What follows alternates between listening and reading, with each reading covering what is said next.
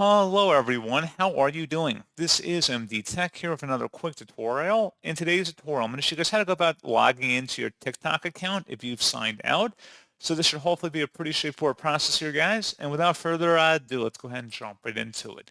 So whether you are on iOS or Android, it does not matter. Just want to go ahead and open up the TikTok app, and then it'll likely take you to this page that says welcome back. However, if it doesn't, there'll be an option here regardless to say log in. Go ahead and select that option on this page. And then if your credentials are already saved, it should take you directly to your TikTok account. Otherwise, you may have to go ahead and retrieve your password and make sure that is typed in correctly.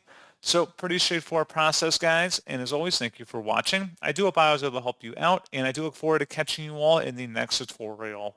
Goodbye.